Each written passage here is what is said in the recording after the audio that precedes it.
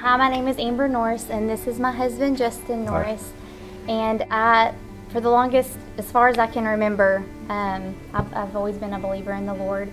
I grew up going to church. My parents always took us. We did Sunday school, big church, youth group. I've just always had a love for the Lord. I guess it wasn't until I was in college, I quit going to church as often, actually pretty much at all. I went about 5 times. I met Justin in college. We decided to get married. We moved to Denton. Life was good.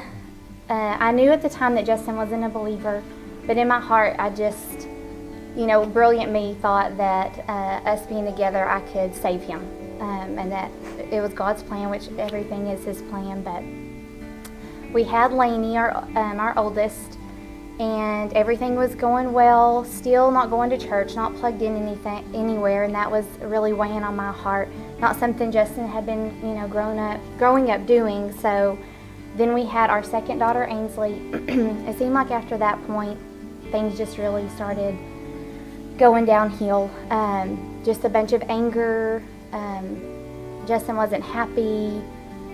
Just not a good home life. I remember praying and just praying for please God, just make him nice. Like, can he just be nice? Not really praying the right prayer or getting any help. All my life I had grown up and just been pushed, and it was awesome. Like, we just didn't, not that I've never failed at anything, but we just didn't fail. Our parents pushed us, they believed in us. I just felt like I could conquer anything. I kept trying to fix the marriage myself, and it just wasn't working until finally one day I just couldn't take anymore. It felt like the biggest dream I'd ever had since growing up was over.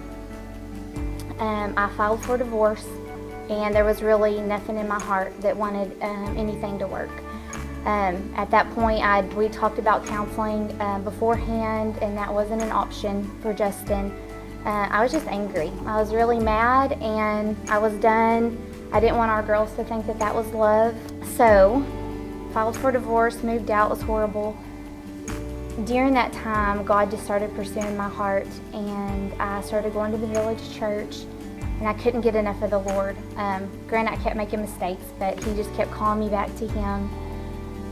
I did a step studies there and just grew closer and closer to Him. So I just continued to go into step studies. The girls and I would go to church.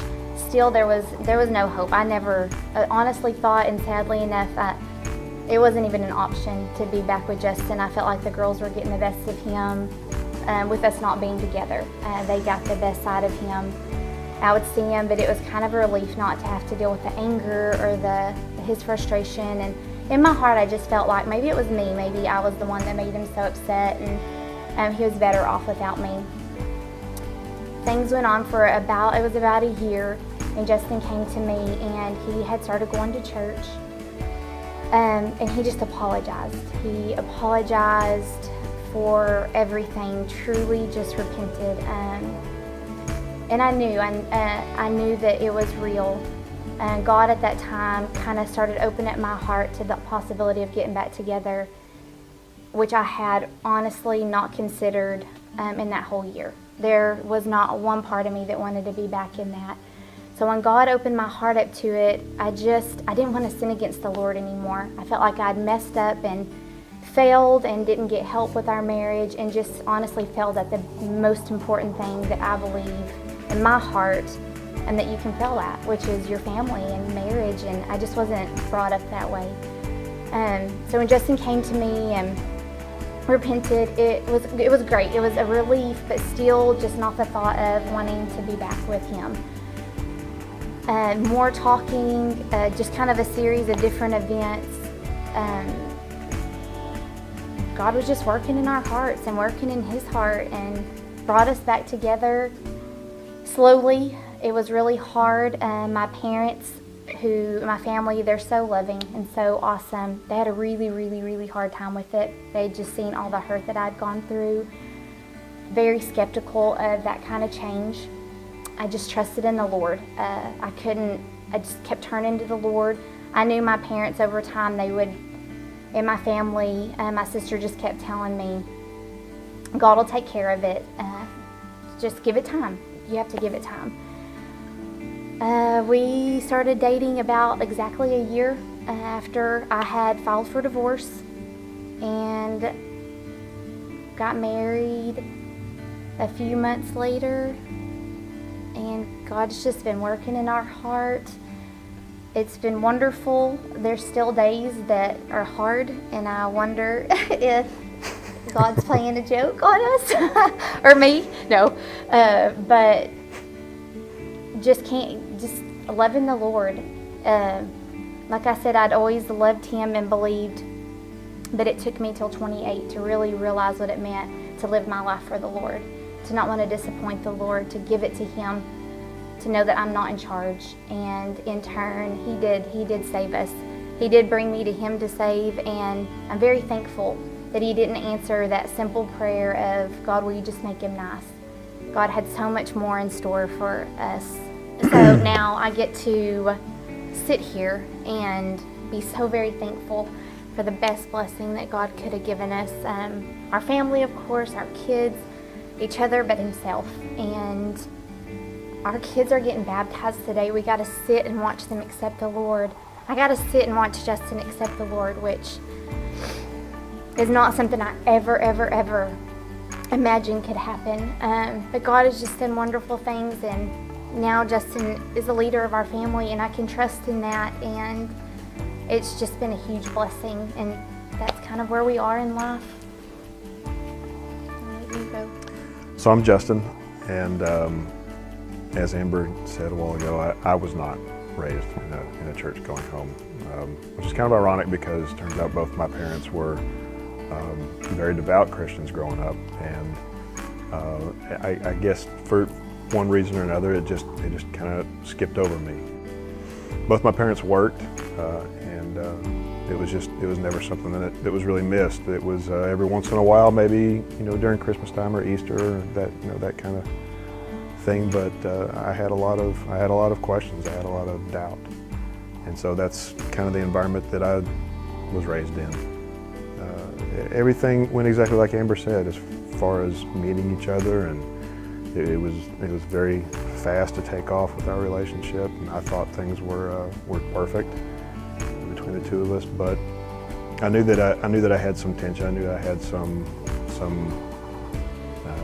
anxiety, some rage, certainly in me, and I guess I had a lot of resentment for one reason or another. And it wasn't because of her, but it was always directed towards her.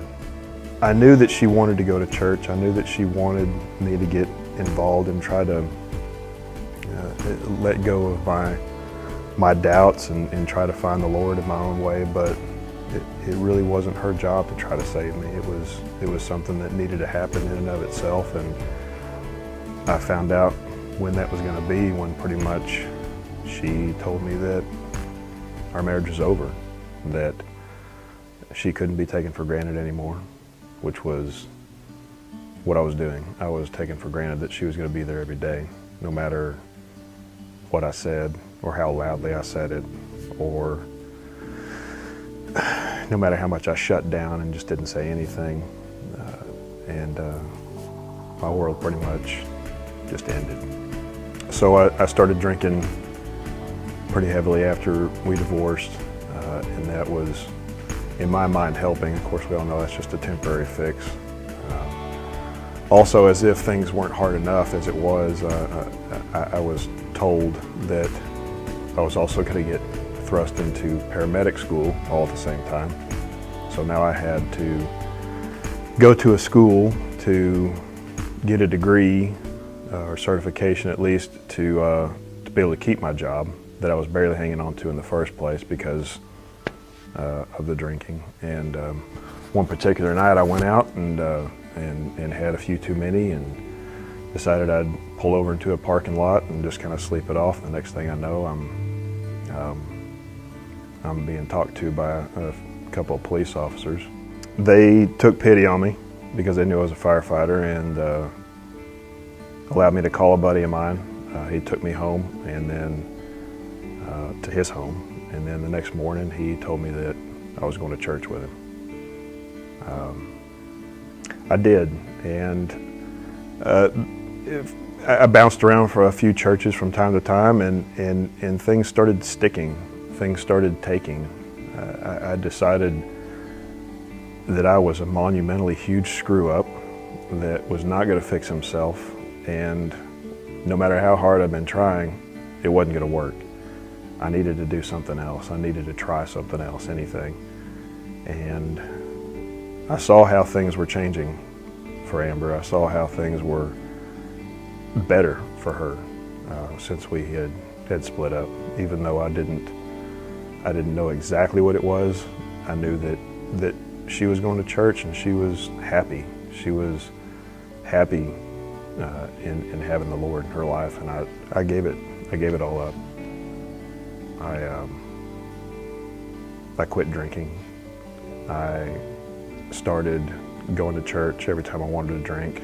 I decided to make amends with my wife after things started kind of rolling and proceeding in my life in a more positive manner. And I just wanted to apologize to her. I just wanted to tell her that I was sorry, that I had caused her all that pain, and that I had screwed everything up, and that our children and her family and my family were all paying the price for it. And it was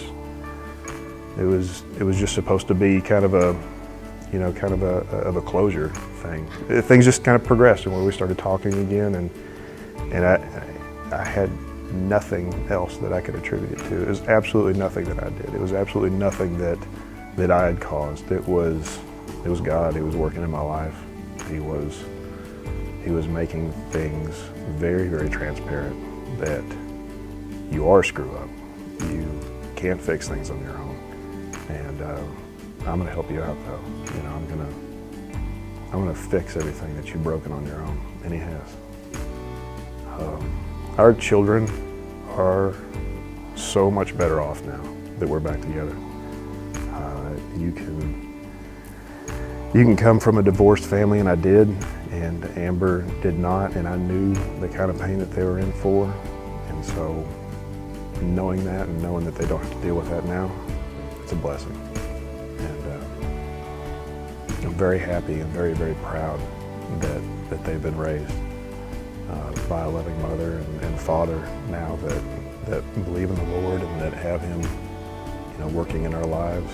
And I'm so proud to be able to not only become baptized and be a real member of a church, be connected with a church, with people that we know and we live with and that we love, and also to be able to do that for my family and be a real leader, not just the guy that's wearing the bigger wedding ring. So it's been a blessing.